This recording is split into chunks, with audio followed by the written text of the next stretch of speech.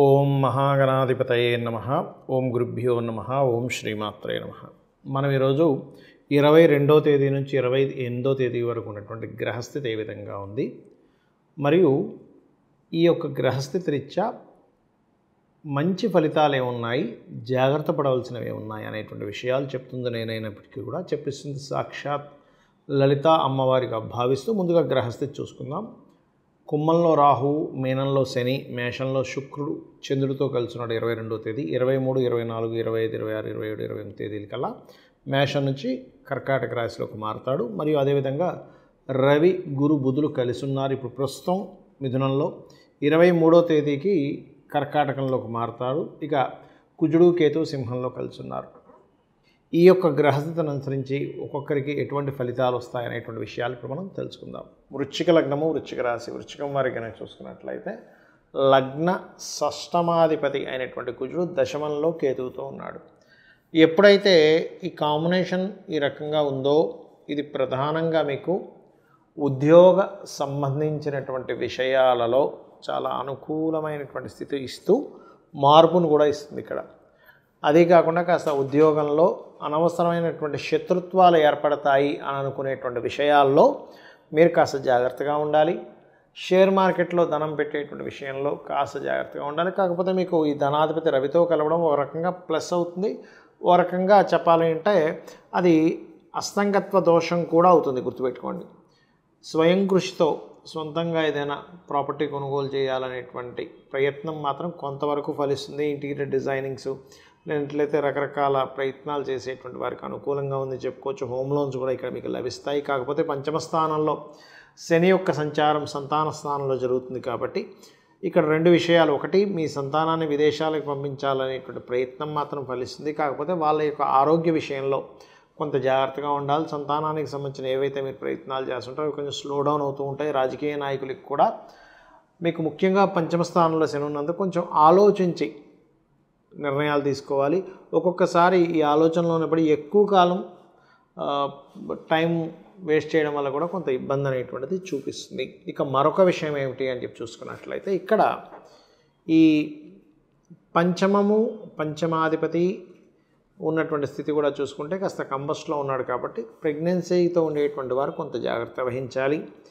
అదేవిధంగా ఈ యొక్క దశమ స్థానంలో కుజుడు, కేతు ఉన్నందుకు ఉద్యోగంలో మీకు ప్రమోషన్స్ వస్తాయి, కొన్ని గొడవలు కూడా అవుతాయి 6వ అధిపతి దశమంలో ఉన్నందుకు. ఇక మీరు నిత్యము చేయవలసిన ఆరాధన ముఖ్యంగా చండీ వినండి, ఆంజనేయ స్వామి యొక్క ఆరాధన చేయండి, నూనెని దానంగా ఇవ్వండి అనే విధానం బాగుంటుంది. చాలామంది నన్ను అడుగుతున్నటువంటి కొన్ని ప్రశ్నలకి వాళ్ళ సందేహాలకు కూడా ఇప్పుడు నేను మీకు సమాధానం చెప్తాను. మొట్టమొదటిగా ఇప్పుడు మనకి మౌఢ్యమి నడుస్తుంది. మౌఢ్యమిలో ఎటువంటి పనులు చేయాలి, ఎటువంటివి చేయకూడదు అనేటువంటి కన్ఫ్యూజన్ ఉంది. అసలు మనకి ధర్మసింధు, నిర్ణయ సింధు గ్రంథాలలో ఏమని చెప్పారు, ఎందుకంటే అవి ప్రామాణికం. మనకి గృహప్రవేశాలు లేనట్లయితే మనకి వివాహాలు ఇటువంటి శుభకార్యాలకి మాత్రమే, అంతేగాని చాలామంది తెలియక జాబ్లో జాయిన్ అవ్వాలా వద్దా అండి అని అడుగుతుంటారు. జాబ్లో జాయిన్ అవ్వడానికి మీకు సంబంధం లేదు. అలాగే ఏదైనా కొత్త బిజినెస్ ప్రారంభించడానికి పనికిరాదు. మళ్ళీ మీరు జాబ్లో జాయిన్ అవ్వడానికి ఇబ్బంది ఏం లేదు. కొత్త వ్యాపారం ప్రారంభిస్తున్నాము, కొద్దిగా మౌఢ్యమి సమయంలో మంచిది కాదు. అదేవిధంగా మరొక విషయం ఏంటంటే నిత్యం చేసేటువంటి కర్మలకి మౌఢ్యమికి సంబంధం లేదు. ఇది ముఖ్యంగా గుర్తుపెట్టుకోండి. అదేవిధంగా ఈ మౌఢ్యమి సమయంలో ఈ నెల రోజుల పాటు ఉన్నటువంటి గురువు అస్తంగత్వ దోషము. ఈ గురువు అస్తంగత్వ దోషంలో ఉన్నప్పుడు మీ జన్మజాతకంలో గనక గురువు అస్తంగత్వ దోషంలో ఉన్న జాతకమైనట్లయితే అది లగ్నం నుంచి ఎన్నో అధిపతో దానికి సంబంధించిన విషయంలో జాగ్రత్తగా ఉండాలి.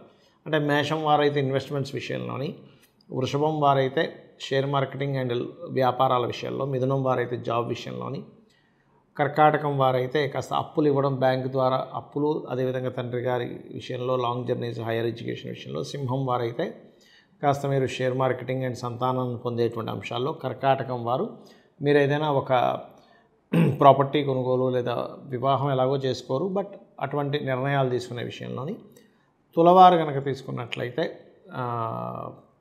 కన్యావారికం అది. తులవారికి ఏంటంటే ముఖ్యంగా మీరు ఏదైనా అప్పులు ఇవ్వడం, తీసుకోవడం, అగ్రిమెంట్స్ రాసుకోవడం ఇట్లాంటి విషయాల్లో.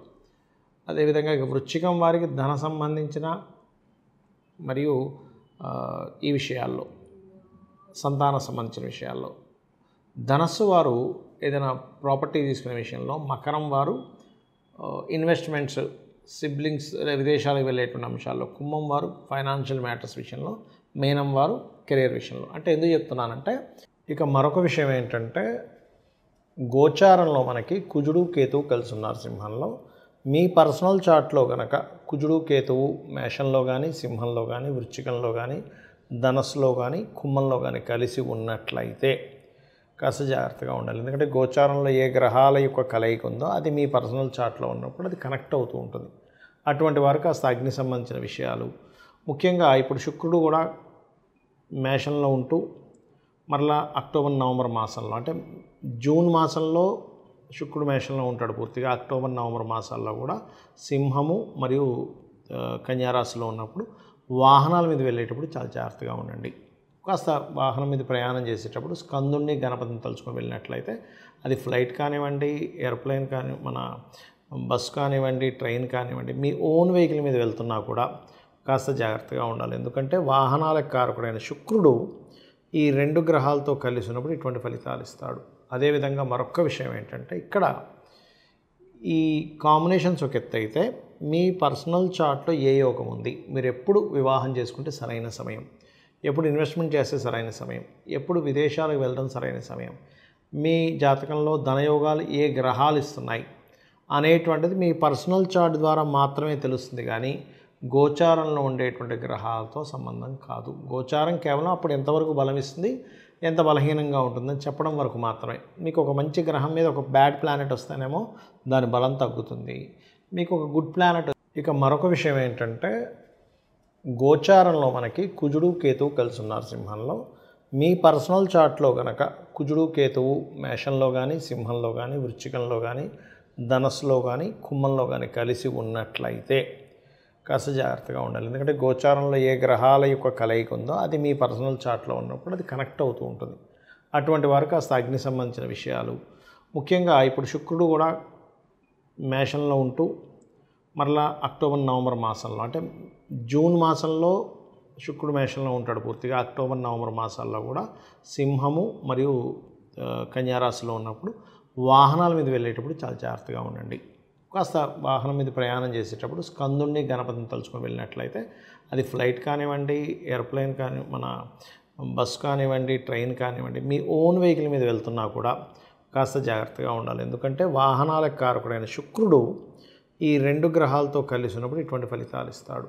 అదేవిధంగా మరొక విషయం ఏంటంటే, ఇక్కడ ఈ కాంబినేషన్స్ ఒక ఎత్తు అయితే మీ పర్సనల్ చార్ట్లో ఏ యోగం ఉంది, మీరు ఎప్పుడు వివాహం చేసుకుంటే సరైన సమయం, ఎప్పుడు ఇన్వెస్ట్మెంట్ చేస్తే సరైన సమయం, ఎప్పుడు విదేశాలకు వెళ్ళడం సరైన సమయం, మీ జాతకంలో ధనయోగాలు ఏ గ్రహాలు ఇస్తున్నాయి అనేటువంటిది మీ పర్సనల్ చార్ట్ ద్వారా మాత్రమే తెలుస్తుంది, కానీ గోచారంలో ఉండేటువంటి గ్రహాలతో సంబంధం కాదు. గోచారం కేవలం అప్పుడు ఎంతవరకు బలం ఇస్తుంది, ఎంత బలహీనంగా ఉంటుందని చెప్పడం వరకు మాత్రమే. మీకు ఒక మంచి గ్రహం మీద ఒక బ్యాడ్ ప్లానెట్ వస్తేనేమో దాని బలం తగ్గుతుంది, మీకు ఒక గుడ్ ప్లానెట్ వచ్చినప్పుడు దాని బలం పెరుగుతుంది అనేటువంటి చెప్పడం కోసం మాత్రమే గోచార గ్రహాలు చూసుకోవాలి. ఇక మరొక విషయం ఏంటంటే, మీ గ్రహస్థితి ఎలాగున్నా కూడా మీరు అమ్మవారిని, లలితాంబిక అమ్మవారిని కనుక నిత్యము పారాయణం కనుక చేసుకుంటూ ఉన్నట్లయితే ఖచ్చితంగా గ్రహస్థితి నుంచి మంచి ఫలితాలు అనేటువంటివి మీకు రావడం జరుగుతుంది.